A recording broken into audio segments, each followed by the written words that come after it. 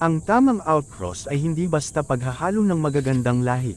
Ang layunin nito ay magdagdag ng lakas o katangiang kulang habang pinananatili ang pinakamahuhusay na katangian ng iyong linya.